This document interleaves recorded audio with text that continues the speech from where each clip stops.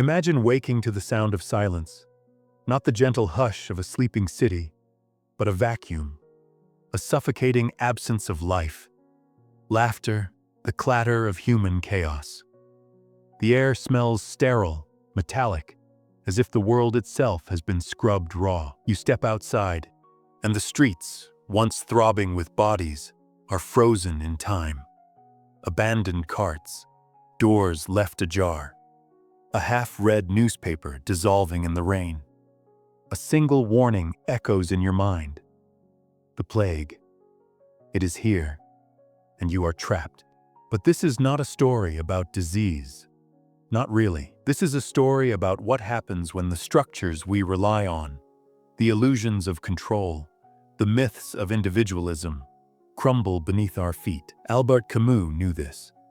In The Plague, he did not write a medical thriller. He held up a mirror to the absurdity of human existence, to the paradox that haunts us all. We build walls to separate ourselves from death, only to find those walls are built with the bricks of our own isolation. Consider the cruelty of the metaphor. A plague arrives, and suddenly, the rituals that once defined life, handshakes, crowded theaters, the warmth of a stranger's smile, become weapons. The more you retreat into safety, the more you starve the thing that makes life worth living. Connection. You are told to save yourself, yet survival feels like a sentence. What does it mean when the act of preserving your own life requires severing the threads that bind you to others? When does self-preservation become a kind of death? Camus's Plague is not a biological accident. It is a revelation. It strips away the lies we tell ourselves about autonomy, exposing the fragile illusion that we are anything but interdependent. You lock your door to keep death out, but the thing you fear most, contamination, vulnerability, is already inside you. The plague is in the way you clutch your solitude like a shield, even as it poisons your soul. And here lies the great question. What if solidarity is not a virtue, but a survival instinct? What if the walls we build to protect ourselves, social, emotional, ideological, are not just futile, but dangerous? The characters in Camus's novel wrestle with this. Dr. Rieu, fighting the plague with science and reason, knows his efforts are a temporary stay against chaos. Father Panelou, clutching dogma, discovers his faith is a sieve. The journalist Rambert, desperate to flee, learns that love cannot exist in a vacuum.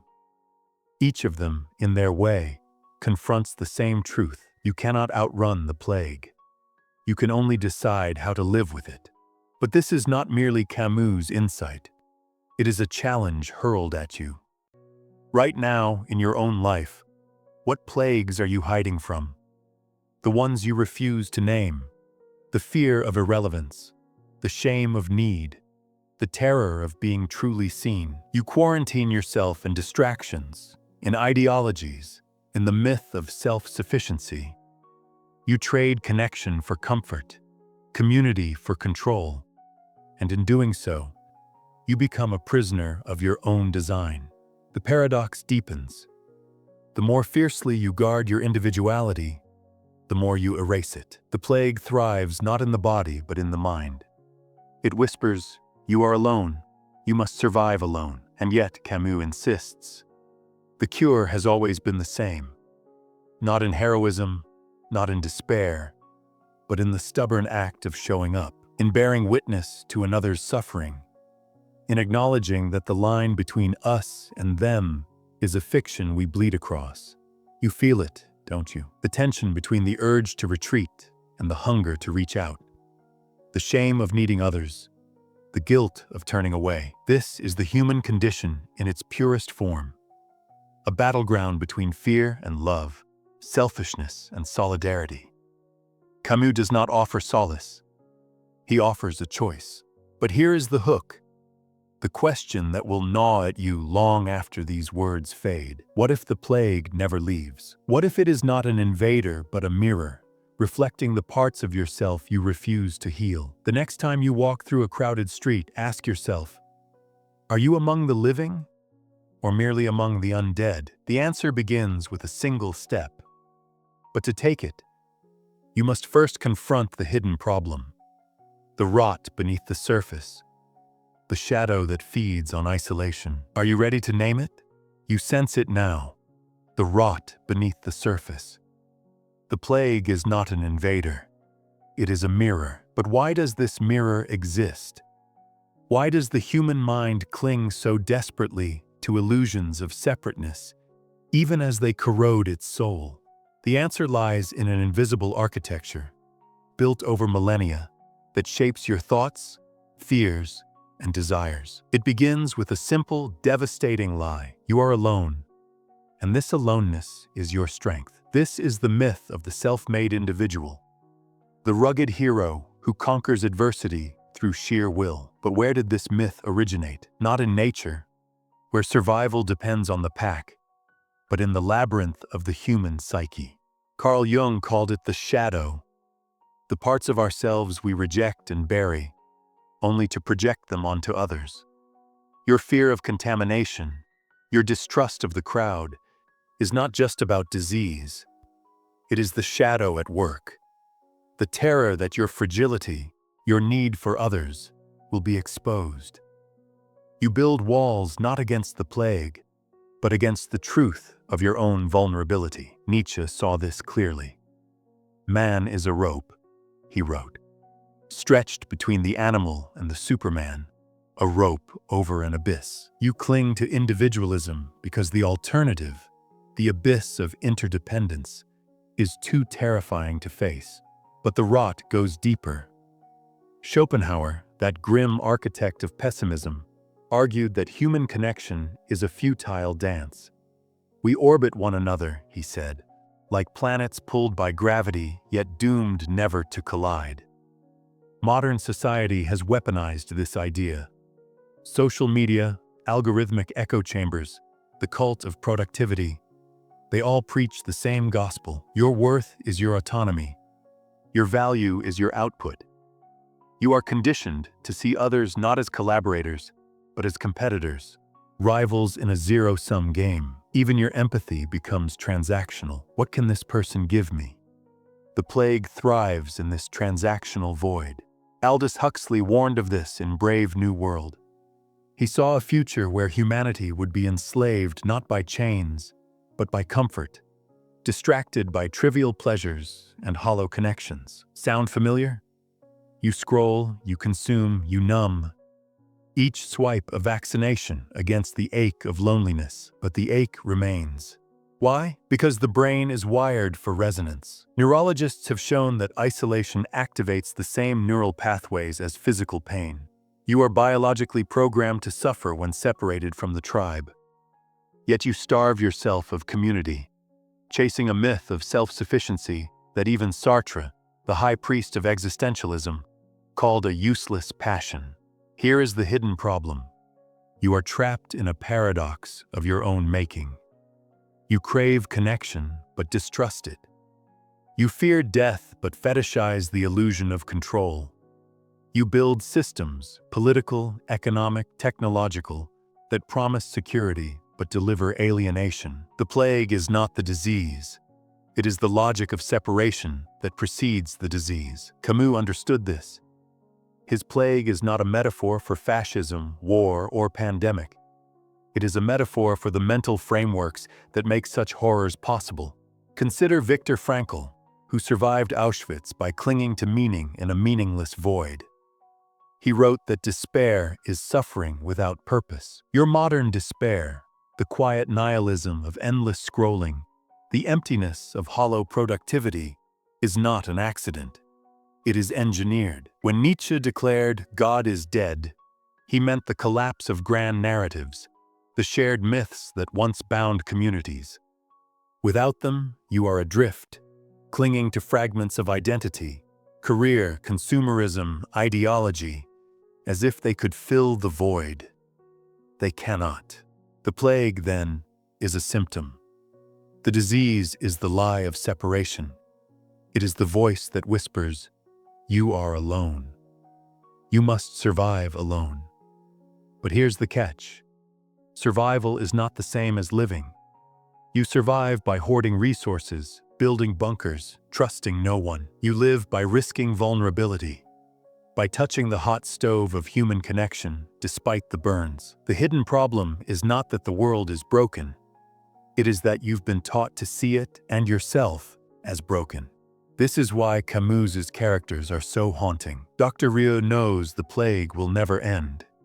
He fights anyway, not because he believes in victory, but because fighting is the only way to affirm his humanity. Rambert, the journalist, finally chooses to stay in the quarantined city, realizing that love is not a transaction, but a shared sentence. Even Father Paneloux, whose faith crumbles, discovers a deeper truth. The plague is not a punishment.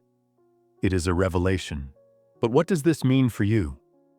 If the plague is a metaphor for the lies you tell yourself, then the hidden problem is your complicity in those lies. Every time you choose efficiency over empathy, convenience over connection, you feed the disease. You become both victim and carrier. The stakes are higher than you realize. This is not just about personal fulfillment. It is about survival of the species, of the soul. The next section will reveal how this hidden problem shapes entire societies, how it lurks in every handshake you avoid, every like you crave, every wall you build. The unseen consequences are already here. They are in your bones. You don't see it coming. That's the horror. The plague doesn't announce itself with sirens or symptoms. It infiltrates quietly, rewriting the rules of reality while you're busy counting your blessings. You think you're safe because you've sanitized your life, curated your social circles, optimized your routines, filtered your news feeds, but the infection is already in your bloodstream. It begins with the stories you tell yourself. I'm just staying informed, you say, as algorithms feed you outrage disguised as news. I'm being responsible, you insist, as you retreat further into curated bubbles of sameness. Confirmation bias becomes your immune system, attacking dissenting ideas like pathogens. You grow allergic to nuance, to ambiguity, to the messy humanity of those who disagree with you. The result? A society of echo chambers, where dialogue dies and tribalism festers. The plague thrives in this silence. Daniel Kahneman, the psychologist who mapped the mind's shortcuts, identified the "what you see is all there is" bias. You mistake your narrow slice of reality for the whole. You scroll past suffering, rationalize inequality, normalize despair, because to confront it would rupture the illusion of control. But here's the catch.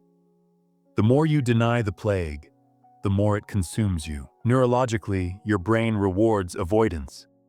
Dopamine spikes when you click unfollow, when you mute the discomfort, when you anesthetize yourself with distractions. You're not just escaping pain, you're training your neural pathways to equate ignorance with safety. Sherry Turkle, the sociologist who studied technology's erosion of empathy, calls this alone together. You're hyper-connected, but starving for touch. A like becomes a counterfeit intimacy. A hashtag replaces solidarity. The cultural conditioning is complete. You've been taught to monetize your identity, to package your pain into content, to confuse visibility with belonging. The plague whispers, "You are your own brand," and you nod, even as your soul withers. Consider the bystander effect. The more people who witness a crisis, the less likely any individual is to act. Now scale it globally. Climate collapse, systemic injustice, mental health epidemics.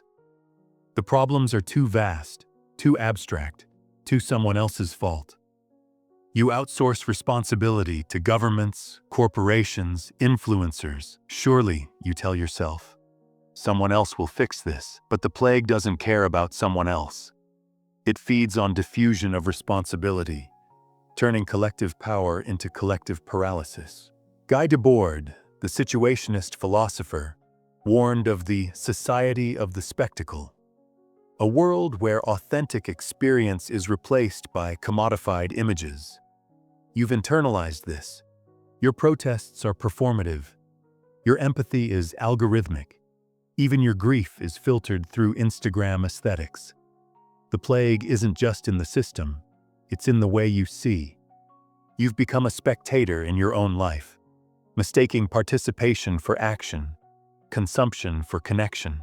And what of the body? The stress of perpetual isolation, the cortisol drip of chronic distrust, rewires your biology.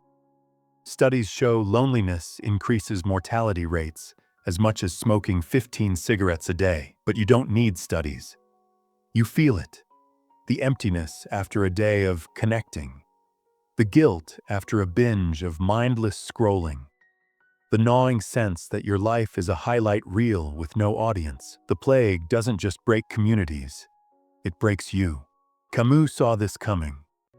His plague is a slow-acting poison, dissolving the bonds that make life meaningful. The characters in The Plague aren't just fighting infection. They're fighting the entropy of the human spirit. Grand, absurd gestures, like Thoreau's futile attempts to organize sanitation squads, become acts of defiance, not because they'll win, but because surrender is unthinkable.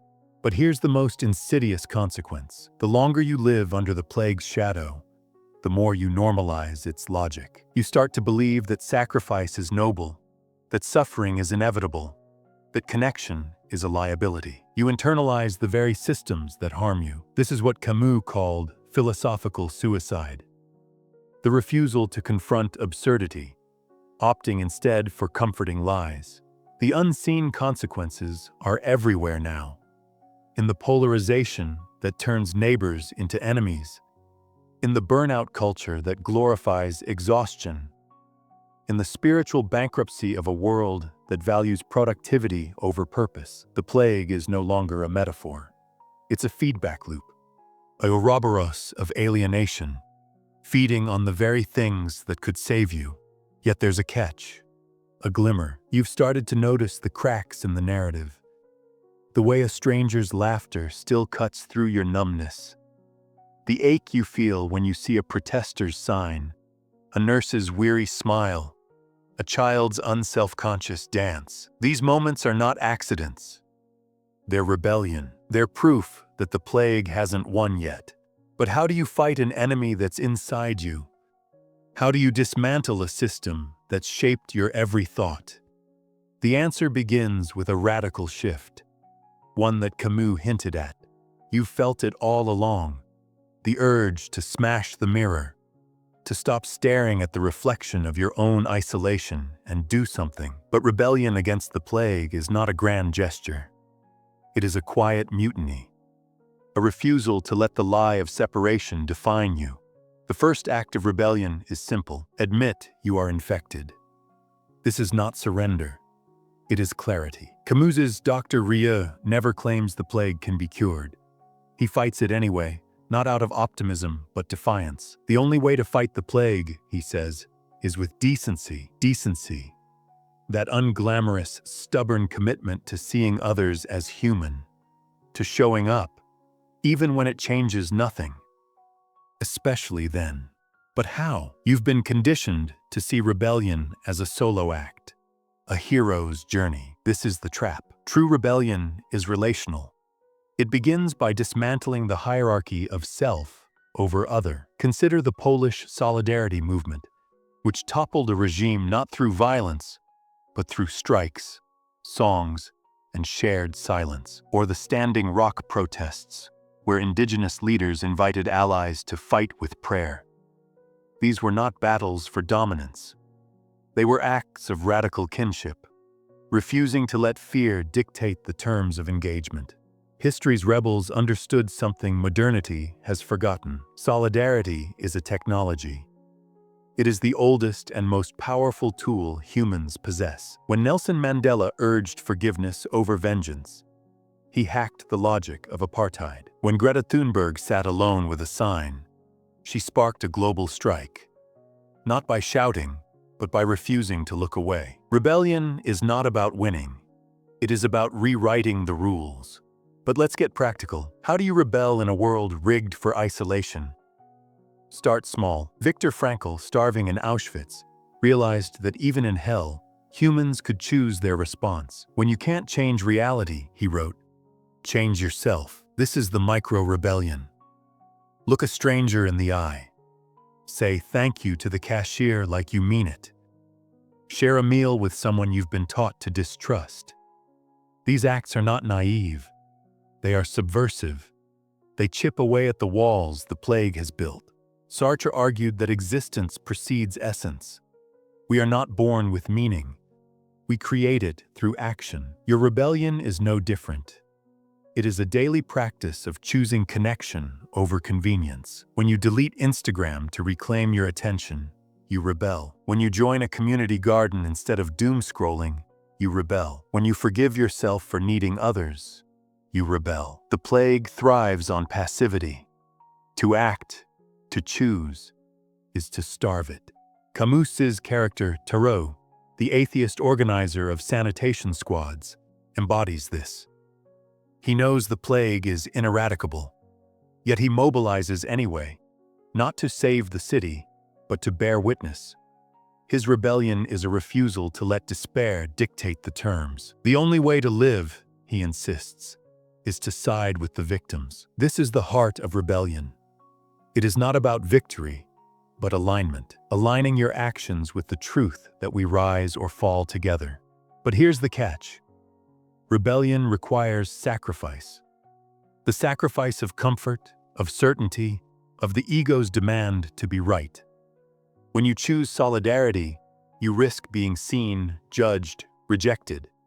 You risk the very contamination the plague warns you about. But what if that risk is the point? What if the contamination is not death, but life? The messy, glorious entanglement of human existence. Consider the Zapatistas in Mexico, who rebelled not for conquest, but for dignity. Their slogan, "One no, many yeses," captures the essence. Rebellion is not a negation, but a proliferation. A yes to community. A yes to vulnerability. A yes to the idea that your liberation is bound up with others. This is the paradigm shift. The plague is not your enemy. It is your teacher. It forces you to confront what you've buried. The hunger for meaning, the need for touch, the terror of being truly known. Rebellion is not erasing the plague. It is transcending it, by building a world where the plague's logic no longer holds sway. You've tasted this before. The first time you cried with a friend who voted differently. The moment you stayed up all night comforting a stranger online. The day you chose to believe someone's pain instead of questioning it. These are not sentimental gestures. They are acts of war. But the rebellion doesn't end with you. It demands a new calculus. A shift from what's in it for me to what's at stake if I don't. This is the final lesson. The cure for the plague is not a vaccine. It is a covenant. A promise to show up again and again in the face of futility. And now, you're ready for the ultimate truth. The revelation that will reorder everything you thought you knew about freedom, suffering, and what it means to be alive. You've been chasing the wrong question. All along you've asked, how do I survive the plague? But the plague was never the problem. The plague was the answer. Here is the ultimate truth. The revelation that will unravel everything. The plague is not a curse.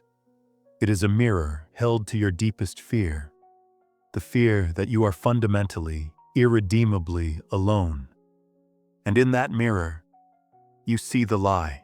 Camus's genius was not in diagnosing the absurdity of life, but in revealing its antidote. The characters in The Plague endure not because they defeat the disease, but because they realize the disease is the natural order. Suffering, chaos, entropy, they are not aberrations.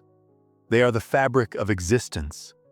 And in that acceptance, they find freedom. But this freedom is not what you've been taught. It is not the freedom to consume, to accumulate, to dominate.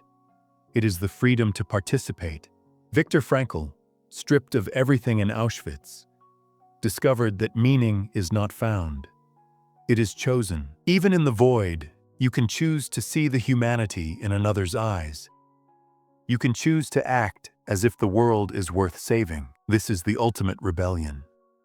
To reject the plague's logic by embracing the very thing it seeks to destroy. Your interconnectedness. The paradox is staggering. The plague isolates, yet isolation reveals your dependence. It terrifies you with mortality, yet mortality binds you to every living thing. You are not a solitary flicker in the dark. You are a node in a vast, luminous web. Every breath you take is borrowed from a chain of ancestors who fought, loved, and died so you could exist. Every act of kindness ripples into a future you'll never see. The plague tries to convince you that your life is a closed system. But the truth is, you are a permeable membrane. You leak into the world, and the world leaks into you. This is the paradigm shift. Solidarity is not a moral obligation. It is a biological imperative. Evolution itself is a story of cooperation. Cells forming organisms, organisms forming societies, societies forming civilizations. The myth of individualism is a recent delusion, a glitch in the code. The plague, in its cruelty, exposes this truth. You are not a self-made creature. You are an ecosystem. Nietzsche's Superman was not a conqueror, but a bridge between the animal and the divine, the individual and the collective. You are that bridge. Every time you choose empathy over apathy, you span the chasm the plague has carved. Every time you say, "Your pain is my pain," you defy the logic of separation. But there's more. The final, most unsettling truth. You need the plague. Without it, you would never confront the lie of your own isolation. Without it, you would never discover the depths of your capacity for solidarity. The plague is not your enemy. It is your teacher. It strips you bare, forcing you to ask, what remains when all illusions are gone? What remains is this. You are a mosaic of scars and dreams, a chorus of voices, ancestors, strangers, future generations, echoing in your DNA. You are the sum of every hand that ever reached out, every wall that ever fell, every moment of courage in the face of the absurd. The plague cannot touch this, because the plague is part of it. So here is your final instruction. Live as if the world is not a battlefield, but a womb. Nurture the connections the plague tries to sever. Dance in the streets when you're told to stay home. Forgive the unforgivable. Love recklessly, knowing love is a verb, not a feeling. Build communities that refuse to see otherness as a threat. And when the world screams, "Take care of yourself," scream back, "We take care of each other." Camus ends The Plague with a warning. The bacillus never dies. It waits, dormant, in the cellars of memory. But he also offers a promise. Those who have seen the plague for what it is, those who have rebelled, who have loved, who have chosen solidarity despite everything, carry an immunity, not in their bodies, but in their bones. What do you do now? The plague thrives in silence. Break it. If these words cracked open something in you, if you feel the weight of the mirror, the urgency of the rebellion, act now. Share your voice. What threads of solidarity will you weave into the void? What walls will you tear down today? Subscribe to join the resistance against the myth of separation. Let this be the first step in a lifelong revolt, a commitment to seeing, hearing, and holding the humanity in others, even when it terrifies you. The cure begins with a single defiant question. What will you do now?